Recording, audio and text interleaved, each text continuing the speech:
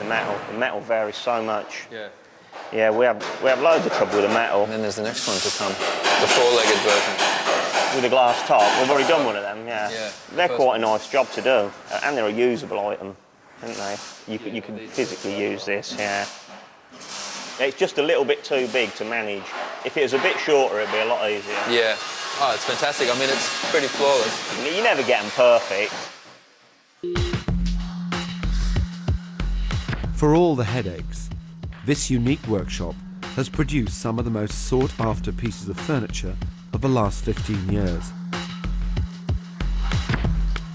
The objects made here and elsewhere go for a fortune. But who's buying them, and why? Let's meet a few multimillionaire shoppers.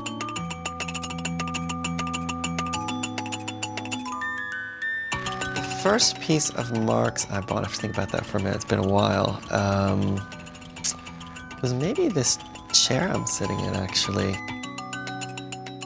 can look at them as just pretty, I suppose, if you wanted to. You can look at them as being technologically amazing, and you can look at them as being groundbreaking in terms of their forms and shapes. This piece is the Event Horizon table, and it feels like it was made in one piece entirely, even though I've been told it hasn't been.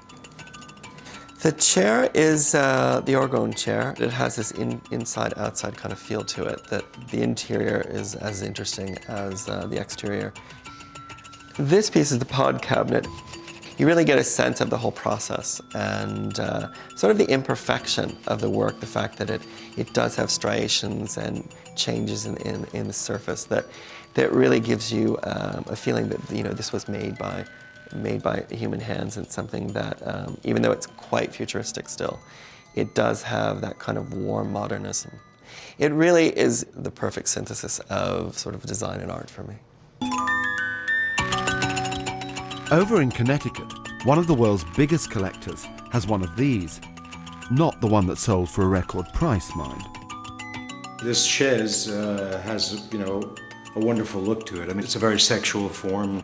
It has a great leg, so that's very sexy. You know, I think it's pretty solid, and I think that you can sit on it. No, but, you can't. I think it's better used to drape things over, and normally a chaise like this would have been, you know, used like, you know, to lie down on, but it's not exactly something that you would think of watching television on. I mean, it really is. It has a sculptural feeling to it, so it really is the closest thing to sculpture that design brings you. And then there's Adam Lindemann, the man from Manhattan, with Marc's Comed chairs all over his office. He's so mad about Marc's work, he actually bought his watch company. 15 grand a pop, these things, thank you very much. But how does he explain his love of all things Newson? It makes you horny. As an art collector, I'm purely into conceptual art. I mean, I'm really, you know, School of Pop Art is my school. I mean, it's all about ideas and not really about craft for me. You know, it's all about the mind. If you look at this chair, right, you're sitting on nothing. There's nothing underneath you. So what a chair is supposed to do is give you solid support, but there's no support here. So the only thing that really holds you up, which is what I like about it, another thing that I like about these things, is this elbow here. It's the tension in the metal that's actually holding your body. That's why it gives you a little bounce. That's why people think it's comfortable, because it gives you, it's not a rocking chair, but it gives you a little give, a little kind of a sexy bounce, you might want to call that. You know, this is a chair that you might do a number of things on. So, you know, it has a lot of those good Marc Newson qualities in it, although it's just a production chair. And that's why I have them all over the place.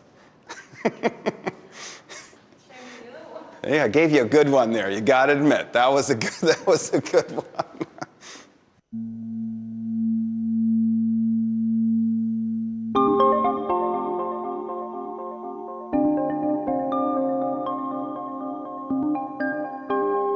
But the point about Marc Newson's work is that you don't have to be on the rich list to own it.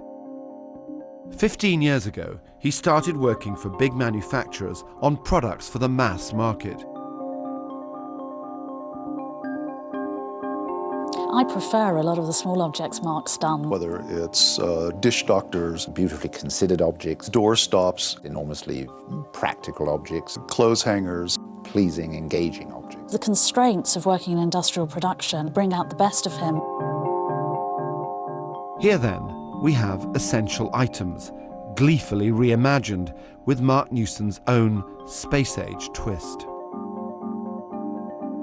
The trainers he designed with cosmonauts in mind.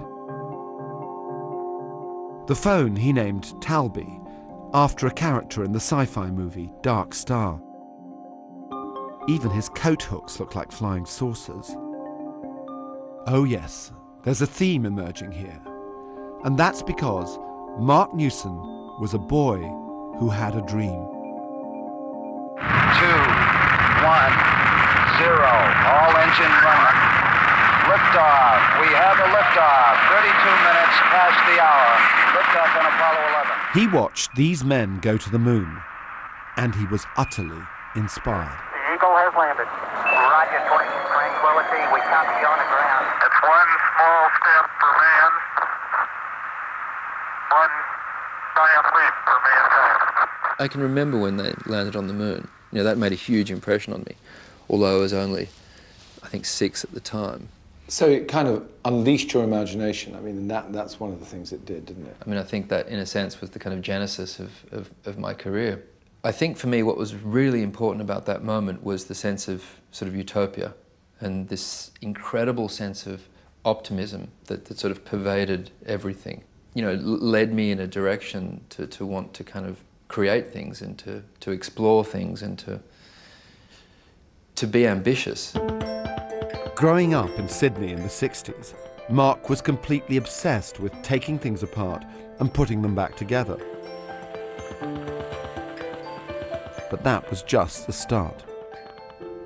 Did you make things as a child? I constantly made things because in Australia you just didn't have the kind of the breadth of things available to you that you would in Europe.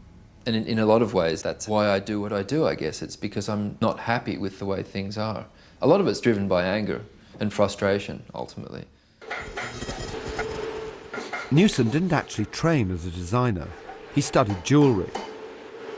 But that was more by accident than by, well, design. What made you decide to study making jewellery and sculpture? But jewellery essentially was the thing you wanted to make. Why was that? All I really wanted to do was to learn how to make things, you know, to learn how to improve my physical skills. Once I'd gotten to art school, the only department that looked remotely practical was the jewellery department. And the only sort of caveat was that it had to be somewhat related to an item of, you know, the result had to be like an item of jewellery. But all I ended up doing was making chairs. Marc still loves making things down in his studio. But amongst all the lo-fi tools, something that's quite the opposite. Not of his own design, mind. I see behind you there's this sort of strange sort of Doctor Who-like sort of... Coffee machine. Well, whatever it is. Certainly there's nothing terribly appealing about its design. It's making a sort of intriguing noise. But this is a sort of rather magical object, isn't it? These kinds of machines are generally referred to as generically as rapid prototyping machines. And what that means, as the name suggests, is that they can make prototypes very, very rapidly. In 3 dimensions? Yes, absolutely, yeah. It's like a 3-dimensional printer. What's it cooking at the moment? It's a perfectly accurate scale version of the real thing, complete with little holes. So it's kind of an extraordinary thing. It sounds easy, actually, to me. It is. It's not that easy. I mean, it's more than pressing a button. Here we have, you know, a large version of the same chair. So with the same digital data that was used to make that chair, we made this chair. We made the molds, and here you have the real thing. These are your comments, are they, which are on the chair? Yeah, I mean, this is a prototype. You know, we'll go through many, many iterations until we get it right. All edges sanded and reduced.